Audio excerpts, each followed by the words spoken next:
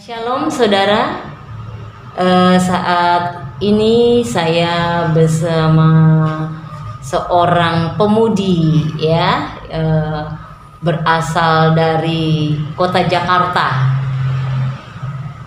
Kota Jakarta yang notabene di ujung sana ya, nggak jelas tuh.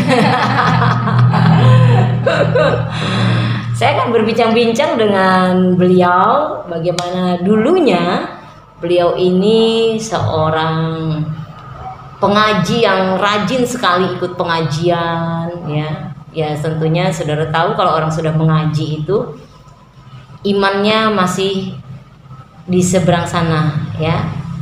Tapi kita akan dengar hari ini bagaimana dia terima Isa Al-Masih sebagai Tuhan dan Juru Selamat. Untuk itu mari kita akan sapa pemudi ini, bagaimana nanti dia akan menceritakan kesaksiannya ketika dia menerima Isa Al-Masih sebagai Tuhan dan Juru Selamat secara pribadi. Mari Mbak silakan memperkenalkan diri, siapa namanya, dari suku mana. Terima kasihnya Ya. Shalom semuanya. Perkenalkan, nama saya Alfa. Saat ini saya berusia 28 tahun. Saya berasal dari keluarga bapak saya Jawa, ibu saya Betawi. Jabet ya, Iya, Jabet Jabet. ya. Makanya saya bilang jauh ya, Jabet soalnya. Lintas kota. Iya. Bisa kasih salam mungkin kepada saudara kita yang menonton tayangan kita siang hari ini. Oke, Assalamualaikum warahmatullahi wabarakatuh. Iya, Mbak Alfa bisa menceritakan bagaimana ketika dulunya belum terima Isa Al-Masih, prosesnya gimana tuh? Kita semua mau tahu gitu, sampai sekarang kok bisa terima Isa Al-Masih, karena kan mereka bilang kita nih kafir ya. Nah, Mbak Alfa kok bisa ikut agamanya orang kafir? Oke, jadi pertamanya karena saya diinjilin sama guru ngaji saya yang terlebih dahulu percaya sama Isa Al-Masih. Jadi saya udah lama gak ketemu sama dia, lalu saya ketemu lagi di sosial media. Ternyata di sosial medianya dia tuh isinya tentang gereja semuanya. Akhirnya saya ngajak ketemuan, ngobrol lah sama dia dan keluarganya, diceritain lah tentang keselamatannya itu. Cuman saya nggak langsung serta-merta saat itu percaya Isa Al-Masih, karena buat saya yang nggak masuk logika aja nih, masa percaya sama manusia gitu kan. Saya mikirnya saat itu seperti itu. Isa Al-Masih kan nabi gitu, kenapa harus percaya nabi sebagai Tuhan gitu kan. Akhirnya saya bertanya-tanya terus sama dia. Proses 1 tahun itu buat saya pembelajaran ya, karena kan saya orangnya kepo, saya pengen tahu gitu kan seperti apa Isa Al-Masih, biar saya nggak mau untuk salah jalan gitu untuk kemana saya nanti ke surganya gitu kan. Soalnya kan jaminan kehidupan kekal Iya, ya, jadi benar. harus jelas bagaimana seorang Isa Al-Masih bisa memberikan jaminan itu buat kita semua. Iya. Akhirnya saya mempelajarinya selama 1 tahun, saya banyak tanya. Saat itu saya belum terima Kristus, saya belum terima Yesus, tapi saya sudah baca Alkitabnya. Saya baca dari Kejadian, begitu baca, yang membuat saya takjub adalah Alkitab itu beruntut, urut banget dari awal pertama Tuhan menciptakan bumi sampai seterusnya itu urut gitu, jalan ceritanya nyambung. Sedangkan ketika saya dulu saya baca, ya udah saya baca aja, saya nggak tahu artinya apa, maksud ayatnya apa gitu, dan menslok gitunya apa yang ada di dalam isinya gitu. Akhirnya setelah saya baca Alkitab, saya tahu kebenarannya, saya mulai keponya untuk datang ke gereja. Pengen cari tahu tuh apa sih di dalam gerejanya isinya. Itu ngapain sih? Kan kalau dulu kan saya ke masjid sholat gitu terus ke gereja tuh ngapain gitu kan. Akhirnya karena dia pelayanan pemusik sama istrinya, saya dititipkanlah ke salah satu pengerjanya itu, salah satu temannya beliau. Datanglah ke gereja. sampai di sana yang membuat saya merasa kagum dan takjub sama orang Kristen itunya, mereka punya cara sendirinya buat nyembah Tuhan. Kalau dulu kan saya di sana ada aturannya kan ya, sholatnya jam segini, doanya harus ini, ngadepnya juga begini gitu kan. Sedangkan ketika saya masuk gereja, ketika pujian dan penyembahannya itunya, semua orang bebasnya, mau ada yang duduk, berdiri, angkat tangan, loncat-loncat. Itu buat saya, oh Tuhan tuh nerima orang yang menyembah seperti ini ya, yang apa adanya gitu, nggak ribet dengan aturan segala macam gitu. Itu yang ngebuat saya jadi, Tuhan tuh baik banget, fleksibel banget gitu kan buat bertemu sama hambanya gitu. Tidak menyusahkan ya. Nah, tidak menyusahkan. Itu yang membuat saya jadi ngerasa kayaknya udah deh ini yang benar gitu. Terus setelah itu saya galau tuhnya. Saya kan cuma dapat versi dari Alkitabnya. Akhirnya saya diketemuin sama guru saya juga yang dari sisi Islamologinya. Jadi saya belajar di situ dari versi Islamologinya, siapa sih Isa Al-Masih itu, dibukakanlah ayatnya dari Al-Qur'annya. Dikasih tahu dari situ, dari Al-Qur'annya dapet, dari Alkitabnya dapet. Itu yang ngebuat saya, oh ya udah, inilah satu-satunya jalan keselamatan buat saya gitu. Jadi tambah mantep ya, karena melihat dari sisi Alkitab dan Al-Qur'an. Ya, memang kalau Isa Al-Masih itu disetarakan dengan nabi, ya nabi yang mana dulu ya? Tentunya kita harus belajar sungguh-sungguh. Kalau memang dia nabi, nah waktu itu kita harus pelajarin sebatas mana ini dia nabi gitu ya. Memang ketika kita mau belajar, banyak hal tentunya yang kita hadapin ya, tantangan-tantangan tentunya pasti dialamin dong ya. Ketika itu setelah melihat masuk ke gereja dengan tata ibadah yang mudah gitu, itu sudah ada langsung keputusan saya mau jadi? Enggaknya. Itu gimana tuh? Itu dibikin galau dulu 3 hari. Jadi habis pulang dari gereja bingung tuhnya. Itu saat itu posisinya udah nggak sholat, udah nggak ngaji, udah nggak baca Al-Quran juga, tapi ke gereja juga sekedar datang asal pengen tahu doang gitu kan. Terus sampai di satu titik bener-bener saya bingungnya mau nyembah Tuhan yang mana gitu, mau Tuhan yang dulu kah atau ke Isa Al-Masih kah. Sampai satu titik saya bener-bener galau.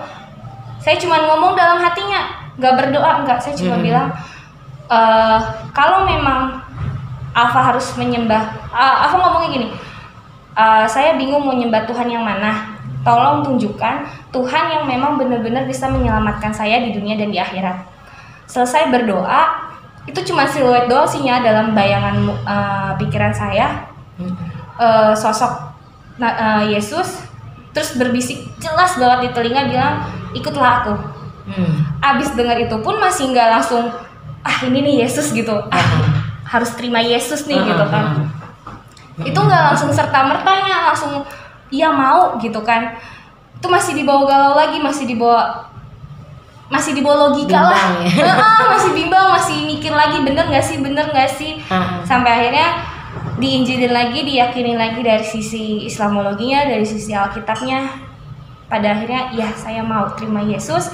Saat itu terima, saat itu juga langsung disipkoh. Disipkoh ya. Keluarga sendiri gimana? Pada saat itu sudah mendengar belum kalau belum tahu? Belum. Jadi saya ambil keputusan sendirinya. Gitu.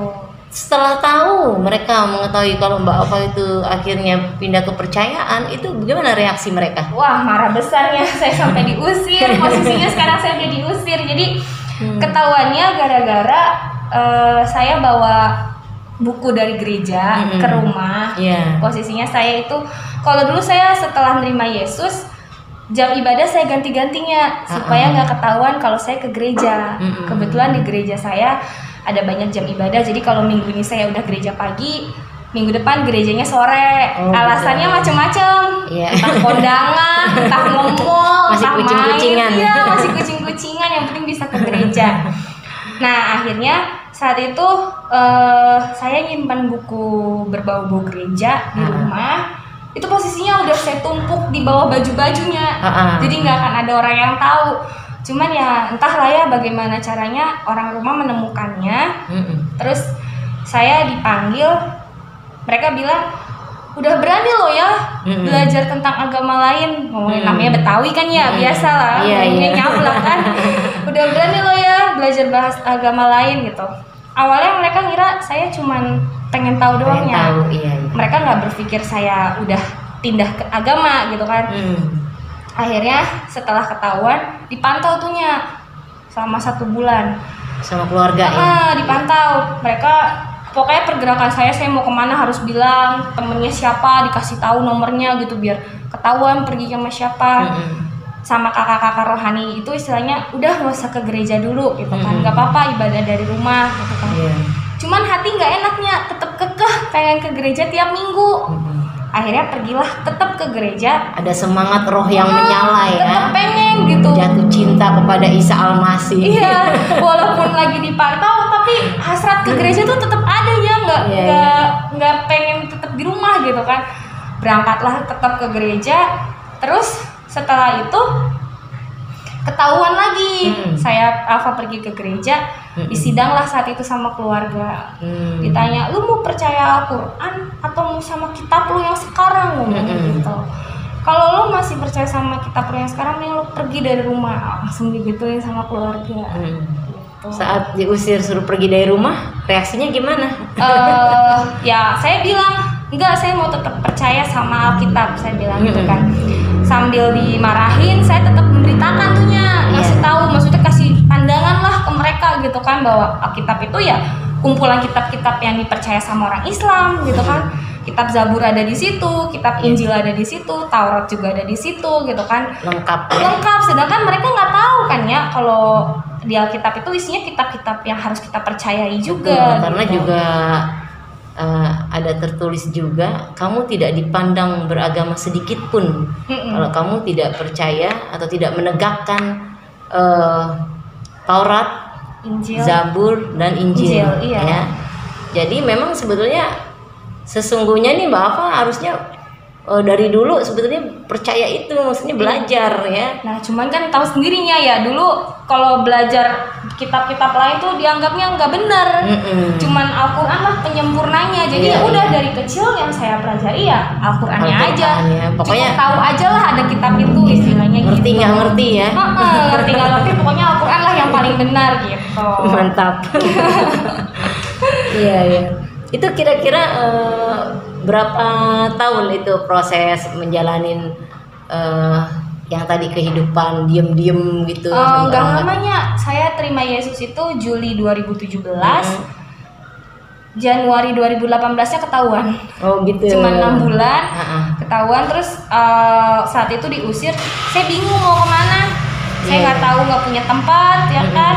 Akhirnya saya numpang dulu lah ke kakak rohani saya yang ngajarin saya tentang Islamologi. Saya di sana selama seminggu, dikuatkan lagi imannya karena kan jujur di situ goyangnya, maksudnya durhaka nggak sih nya, ninggalin rumah, ninggalin orang tua, ninggalin keluarga demi kepentingan sendiri dalam tanda kutip ya nya, maksudnya egois nggak sih gitu kan. Dikuatkan di situ, dikasih lagi penjelasan lagi bahwa kita nggak durhaka sama orang tua selama kita ngikutin jalannya yang benar gitu. Nah, itu memang salah satu tantangan kita. Resiko ya kan ada lagunya tuh. Ada resiko waktu kita ambil keputusan ya. Ketika kita mengambil keputusan, kita percaya kepada Isa Al-Masih, risiko pasti kita hadapi ya. Ya mungkin juga Mbak Alfa juga ngalamin, tentunya waktu itu kan masih bekerja ya. Masih. Nah teman-teman dalam pekerjaan itu gimana? Kira-kira setelah tahu Mbak Alfa sudah percaya Isa Al-Masih, Mbak Alfa di lingkungan pekerjaan sendiri bagaimana teman-teman yang sudah tahu? Nah itulah hebatnya Tuhan. Teman-teman saya itu nggak taunya kalau saya tuh pindah karena ketika saya percaya Isa Al-Masih, dulu kan saya berjilbab tuhnya. Nah begitu saya disuruh pindah kantor, bukan di kantor yang lama, pindah kantor yang baru. Nah saya ngeliat itu jadi satu pembuka buat saya bisa lepas jilbab, bisa mengakui iman saya tanpa harus dicemooh sama orang lain gitu. Dan puji Tuhan begitu masuk pindah kantor yang baru, ya udah mereka taunya saya Kristen gitu. Unik memang Tuhan tuh Iya, menolong kita ya. saya tadinya takutnya, maksudnya aduh orang mikir apa ini ya, yang tadinya ngaji dari kecil ya kan, terus sekarang jadi Kristen gitu. Cuman emang cara Tuhan tuh unik banget ya. Beberapa teman saya ada yang taunya, tapi mereka nggak mencemooh dan nggak kepo atau kayak menentang gitu. Ya udah jalanin aja gitu. Itu udah pilihan hidup gitu. Iya, betul.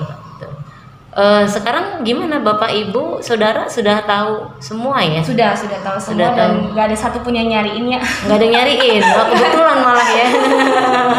Nggak ada yang nanyain kabarnya. Tapi percaya suatu waktu satu orang bertobat ya, seisi rumah akan diselamatkan. Nah, kita pegang itu. Kita juga harus punya iman sekali Yesus tetap Yesus ya. Apapun yang kita alami ya, entah itu aniaya, entah itu masalah ekonomi, kalau Tuhan sudah bertindak pasti dia bertanggung jawab. Amin. Ya kan, atas diri kita ya. Jadi sekarang gimana perasaannya setelah menerima kabar baik, sudah tahu kebenaran itu ya, rasa hatinya bagaimana Mbak Alfa? Rasa hati sih lebih tenang sih ya Nya. Cuman ya namanya iman masih sebiji jagung ya Nya, masih baru awal-awal ya. 3-4 tahun ke belakang itu ada aja nak keinginan untuk balik. Untuk pulang mah tetap ada ya kan, namanya tinggal sendiri. Balik kampung maksudnya ya. Bukan balik iman ya, bukan ya. Nah itulah hebatnya Tuhan. Ada aja caranya Tuhan yang ngebuat saya berpikir enggak, ini udah jalan yang benar, udah Tuhan yang benar yang bisa menyelamatkan kamu di dunia dan di akhirat, karena nggak ada jaminan lain untuk balik lagi ke sana. Tuh nggak ada jaminan akan seperti ini gitu. Iya, betul. Apalagi kalau jaminan itu jaminan kehidupan kita ya. Iya. Itu harus yang pasti gitu. Sedangkan Mbak Alfa sendiri kalau beli TV nggak ada surat jaminannya, garansinya mau nggak? Enggak. Nah, itu kita beli barang sesuatu. Nah, begitu aja dengan kehidupan kita ya, saudara, kita butuh jaminan yang pasti sehingga kita tahu nanti pulangnya kita kemana ya.